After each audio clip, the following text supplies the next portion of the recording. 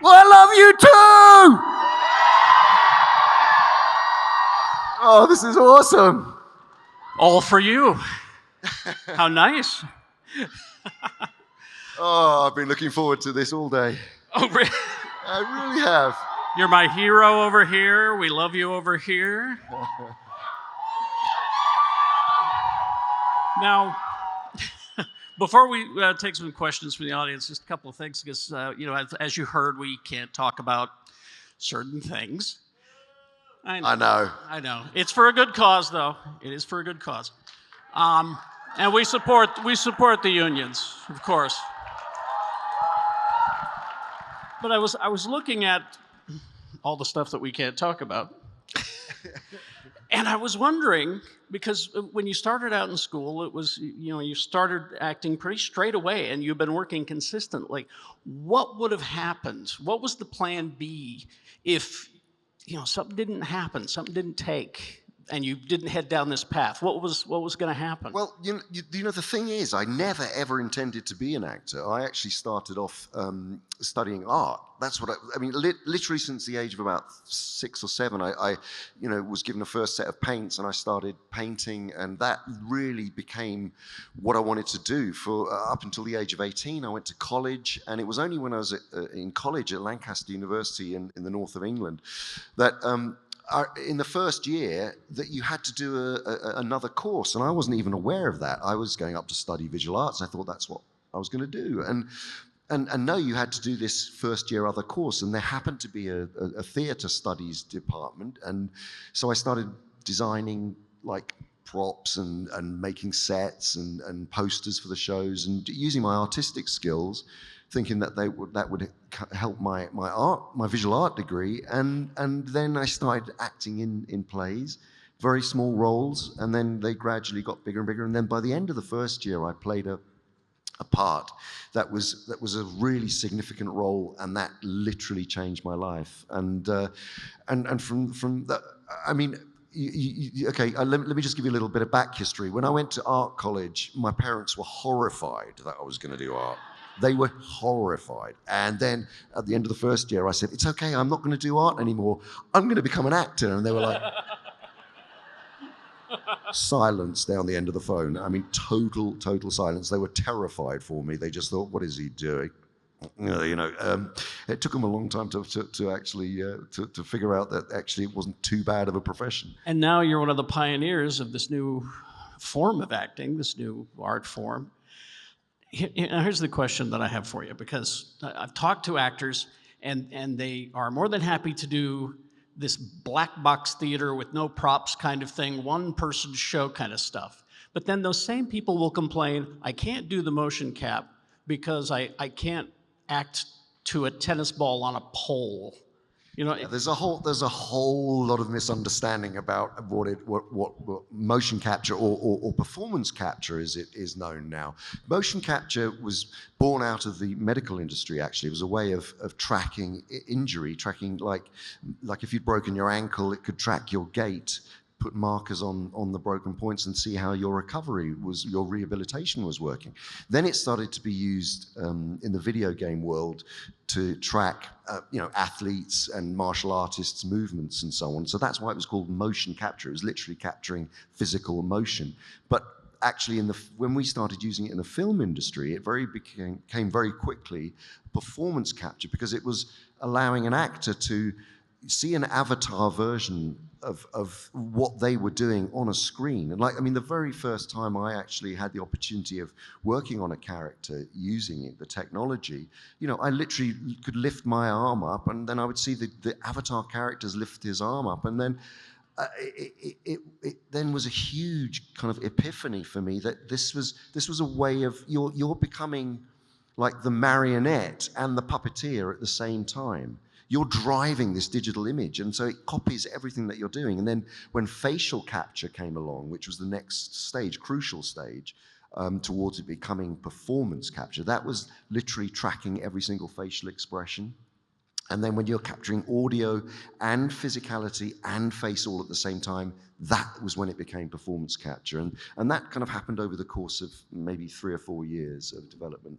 through big projects. And didn't some of those early Disney movies, they would film people like doing the dancing Correct. and then animate over it. So it's not It's a kind of more of a 21st century version of that, Exactly. basically. So that was called rotoscoping. Rotoscoping. And so, for instance, Snow White, there was which you may well all know, that was performed by an actress who did the dancing for Snow White, which was then frame by frame drawn over, and then those movements were.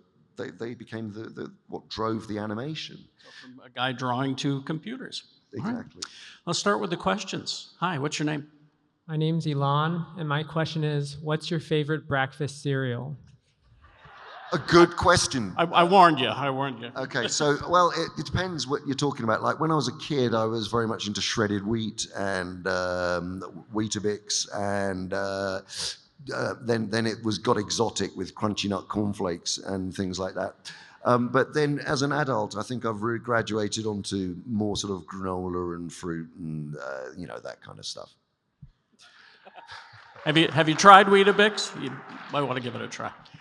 What's your name? Kevin. Kevin, go ahead. Hey, Kevin. Hey. So I know that Peter Jackson has one of the Kong armatures from the original King Kong. I'm wondering if you've got to see that, and if you have, what was that like? Because I can't talk directly about the film project, I have, but I can say that I did. Not only did I see the armature, I actually have a picture of myself with that armature and Rick Baker. Peter took a picture of the three of us and called The Three Kongs, and it was King Kong 1933, King Kong 1976, and King Kong 2004 or 5. Anyway, I can't talk about it. No. Oh. Sorry. There's no union cops here, are there? What's your question? Hi, my name's Shay. I think you are the most genius actor to ever exist. From the beginning of time. That's a very, very kind of thing to say. You put so much work into the physicality of the role and the vocal expressions, the backstory, everything. So you as an actor, is there someone living or dead that you admire? Oh, I mean, I've been inspired by countless actors, directors over the years. I've always been a huge admirer of Robert De Niro, of course. I've been huge admirer of Charlie Chaplin, a huge admirer of Lon Chaney and Charles Lawton, and going back, over the course of the years, you realise that the craft of acting it goes back such a long way, and we've probably, as actors and performers, we've stopped. You kind of are. An artist, a lot of artists do, not meaning to, but you pay homage to previous. If you're a film director, we're looking at other people's shots. You're looking at other people's things that you've really connected to emotionally. So in terms of filmmakers, Martin Scorsese's pictures. I mean, I remember seeing Apocalypse Now when I was 14 years old, and it was the thing that made me want to become a filmmaker. It was such a powerful movie, and you sort of end up being a magpie, and along the road in your career, you end up taking little bits from here and there, and they become your taste is a sort of the sum of so many different other previous brilliant artists' work. Whether you're conscious of it or not, you imbibe it and you take it in, and that becomes your version, as it were. The combination, the accumulation of all of those things becomes what how you want to express or tell a story. Did you see that documentary about the making of Apocalypse Now? Oh, Heart of Darkness. Yeah, it's an extraordinary. Has anybody seen that documentary? It's just, I mean, you kind of think, how on earth were films of that scale made without the modern forms of telecommunication that we have now, without the ease in which we can get information in terms of sending, film, sending, digital files, all that kind of stuff. that was groundbreaking. Not only that, but you think back to films like, The General, Buster Keaton, where some of the most extraordinary stunts were created for real. I mean, Ben-Hur, all of those films, and now, of course, we live in a world where so much can be created digitally, and there's probably a lot more safety as a result. But you look at those films, I look at those films in complete awe in terms of the management and the skill and how those big stunts were pulled off. I mean, you watch a guy like a Harold Lloyd, for example. Yeah. I mean, why wasn't he killed during shooting like I don't know how many times? Absolutely. Just amazing. What's your name? Question. My name is John, and I would like to ask, if you could have a superpower, what would it be and why? A supercar. Superpower. A superpower? Yes, sir. If I had a superpower, it would be to be able to spot dictators around the world very easily before they started to become a menace, and make them look ridiculous to their people, so that no one followed them. Best question of the past 3 days and best answer. I just want to say that. What's your name and question? My name is Emma, and my question is, if you could have one wish, like it could be anything except asking for more wishes, what would it be? It would be that, if I could have one wish, it would be that everyone had the opportunity to, at some point in their life, walk in someone else's shoes and understand their lives. In the same way that as an actor, you get the opportunity, and it's a gift. It's the real gift that you get every time you start afresh playing a new character. You get the opportunity to see humanity from a different perspective. And if I had one wish, it would be that everyone had the opportunity to walk in someone else's shoes, so that they could fully experience someone else's life, so they would have respect for each other. Empathy. Empathy. What's your name? My name is Lucy, and I wanted to know, what's your favorite movie? Wow. That's a great question. That's a huge question. My favorite movie. I mean, But we let him have 5 instead of just one, I tell you what, I love. There's a wonderful film which is called The Piano. Which, do you remember Holly Hunter and Harvey Keitel and Sam Neill? Most beautiful story. I love that film. The Red Shoes is one of my favorite films, of all time. Emmerich, Powell, and Pressburger about the Grimm's fairy tale. About the ballet dancer who couldn't take off the pair of red shoes once she put them on. Wow, what other films? There's so many. Apocalypse Now was one of them, because that was what literally made me want to become a filmmaker. I mean, I could go on, but those are, I think, are my three favorite films. How many versions of Apocalypse Now are there now? Like 3 or? Yeah, there's the final cut version. Well, will it ever be the final cut? We will never know.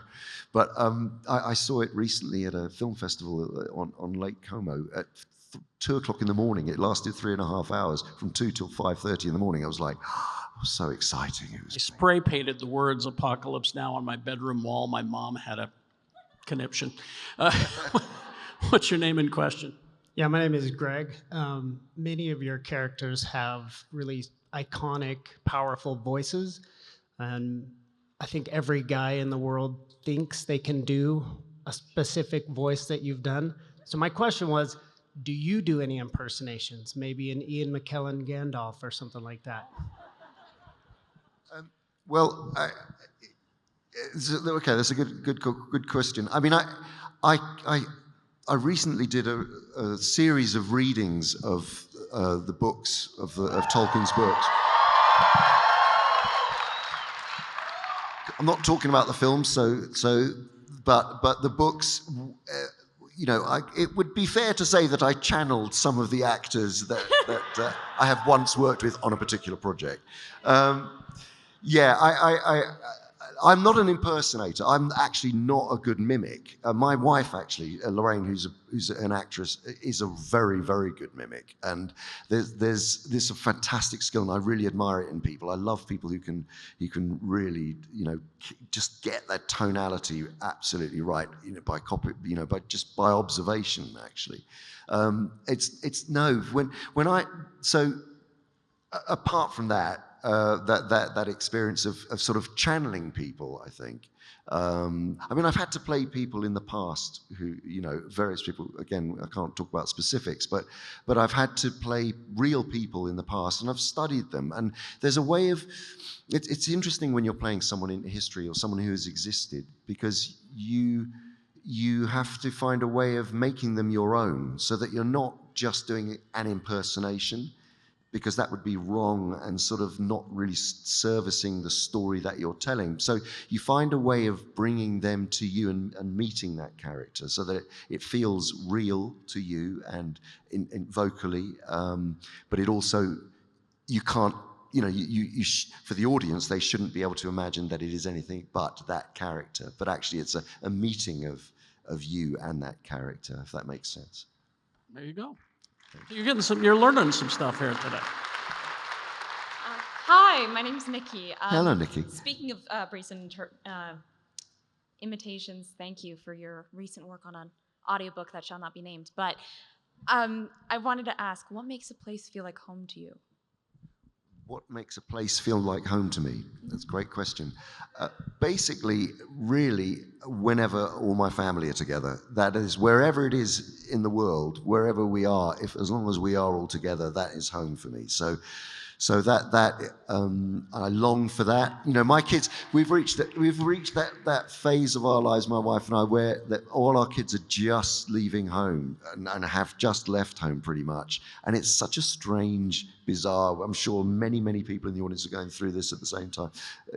But it's this curiously kind of wonderful thing, because they've got that, you've done part of your job.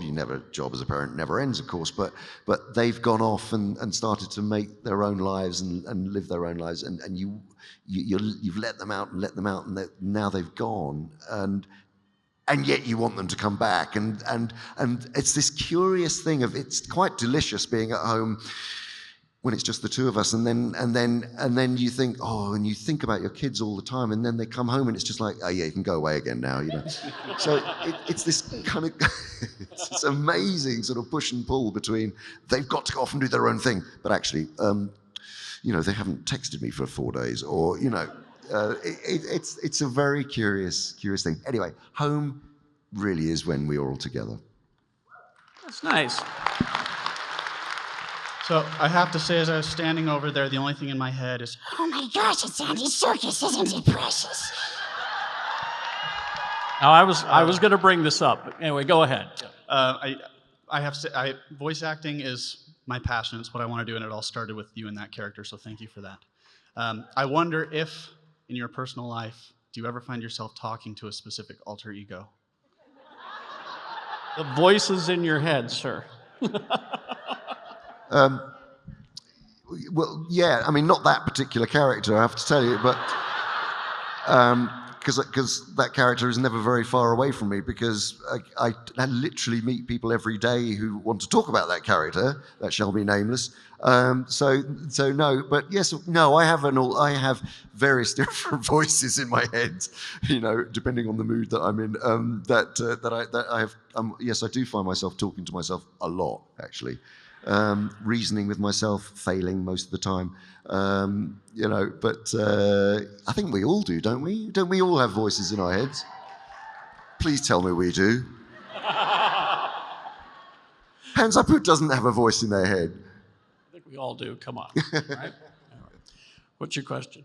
Okay, so I'm Dylan, this is Peter. Hello. Oh, no. We just wanted to know, what's your favorite vegetable? Random.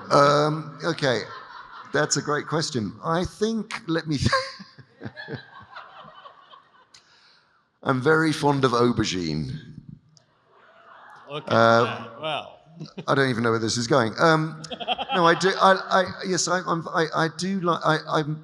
Look, I don't eat meat. I eat fish, but I eat a lot of vegetables. So, but aubergine is. I do like stuffing vegetables, like aubergines, with lots of interesting things. Yeah, I find them. I find them to be, and peppers. Peppers too. How old is Peter before you leave? 4 months. Peter is 4 months. Can we just have a little bit of a hand Beautiful. for Peter?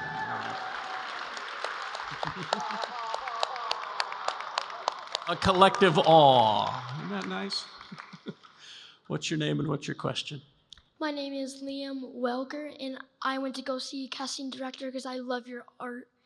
Your work is just amazing. What age did you start acting? Well, I did act when I was at school, Liam. I acted. I did. The two plays I did at school were King Lear, Shakespeare, and I played poor Tom. I played, Edgar, the character of Edgar, who, and I remember the feeling that I do remember the feeling at school of that thing of stepping into a character and how magical it was.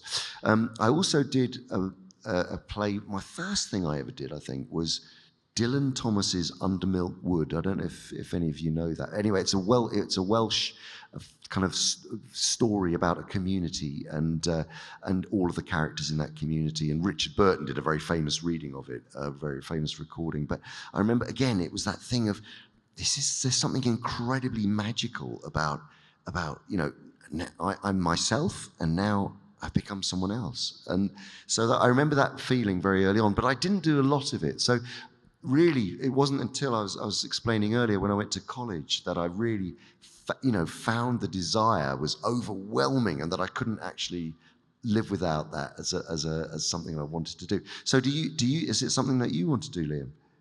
You want to become an actor? Oh, that's great. Well, listen, you do what?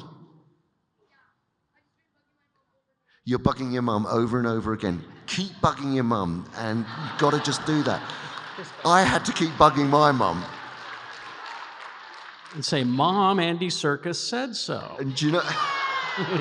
And do you know what? Sometimes, Liam, just before you go away, sometimes when your parents tell you not to do something and you decide to do it, you do it really well. Just remember that. Thanks, man. What's your name and your question? Hi, my name is Joel. Firstly, thank you for coming, and I bow before you. Mountain of talent. I wish I could talk more about voice acting and impressions with you, but my question to you is this. Aside from work, what kind of hobbies do you do? Like, for instance, I like to do writing, drawing, painting, model railroading, and Legos.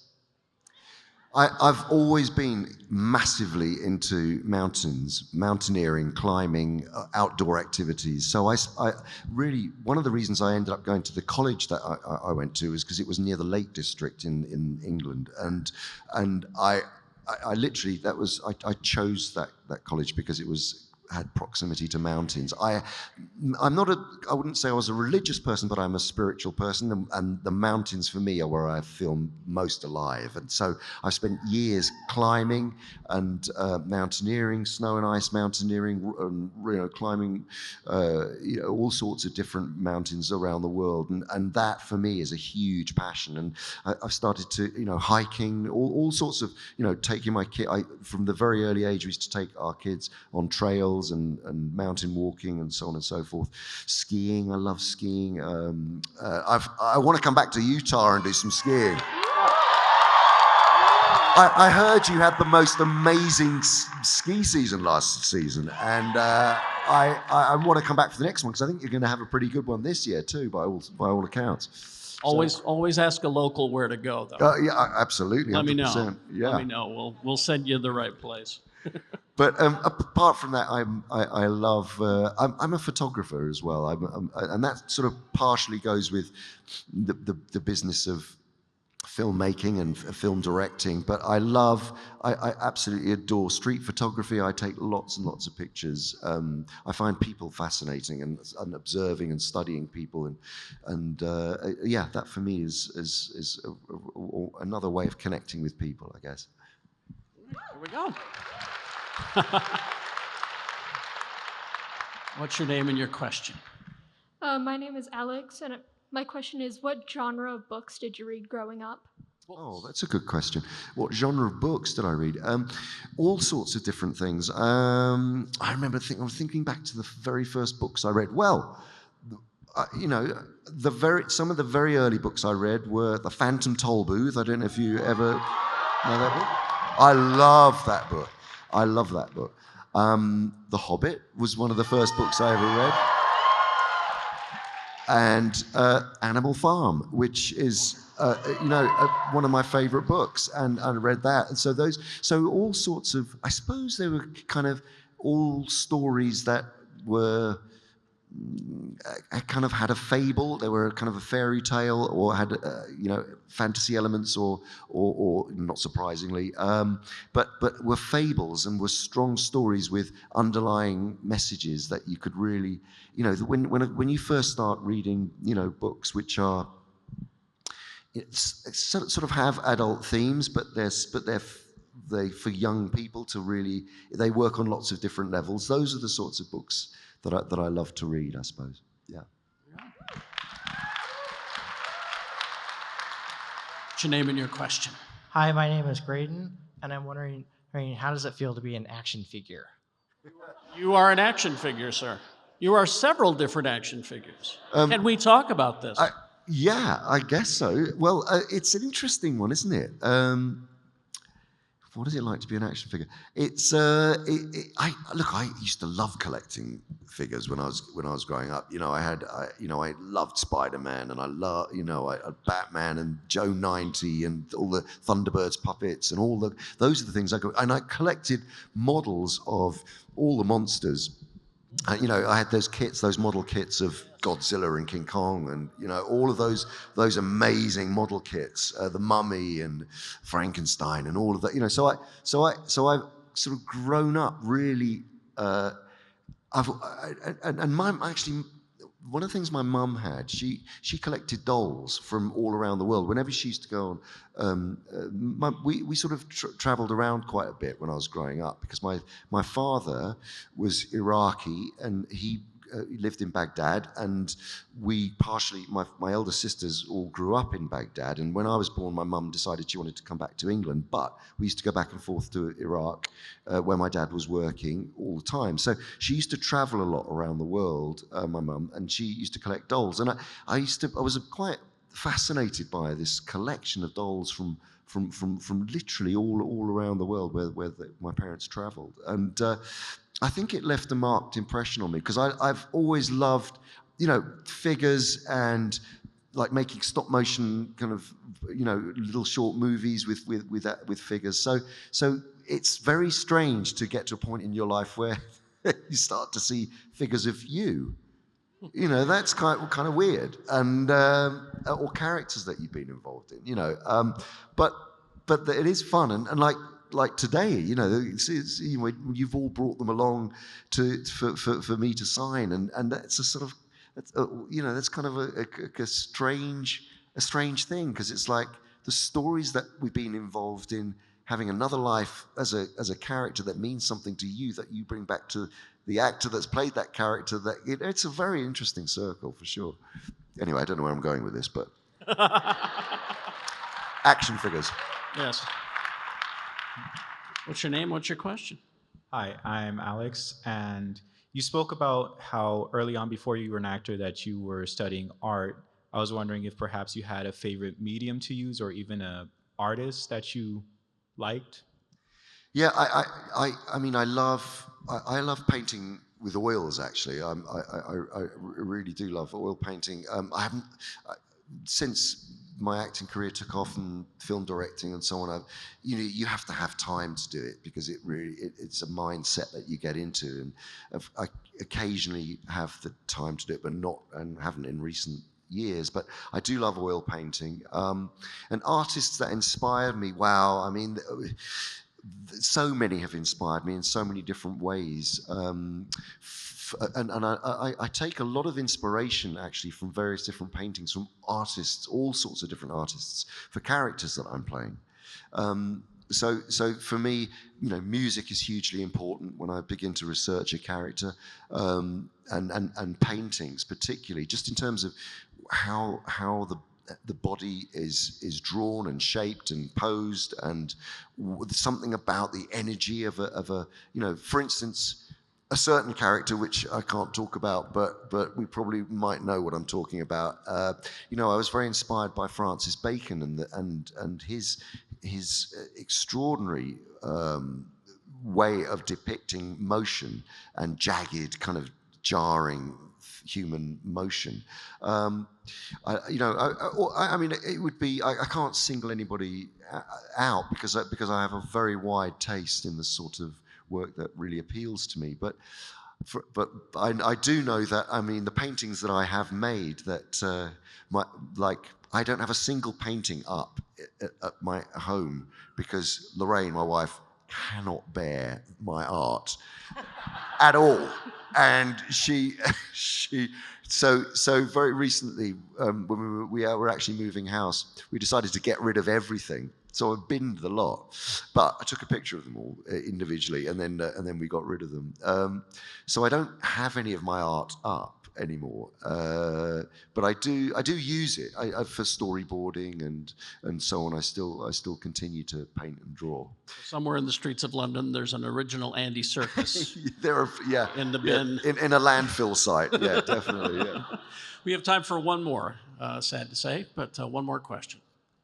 Hopefully it's okay. My name's Brett. As a professional voice user, what do you do for vocal hygiene? And is there a recipe for the magic juice that you reportedly drank on a certain project? Magic juice. Magic juice. Oh. Well,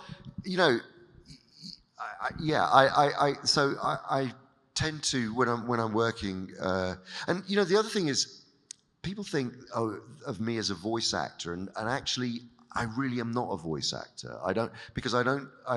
Voice is a part of creating a character, and the voice is linked to physicality, and voice is linked to psychology. So I never think of myself as someone who just does a voice or kind of picks a voice. It's always connected to a way a character moves or thinks or feels.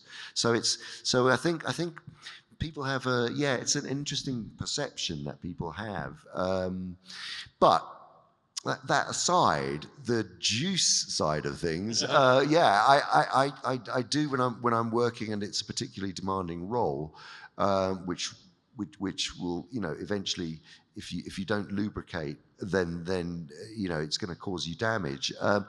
So I did create for a certain character, which I can't talk about, a juice which was made up of lemon and honey and ginger and vitamins and so on and so forth, which I just kind of had to drink constantly, just to keep things going, really. And that is, and it was named after the character that I played, which I can't talk about, was what I call that juice. It was the juice. Well, he's going to be here the rest of the day, so stop by and see him.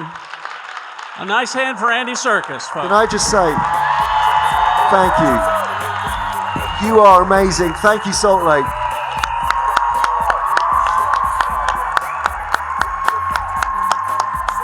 Everybody, please give a huge round of applause for Andy Serkis, everybody.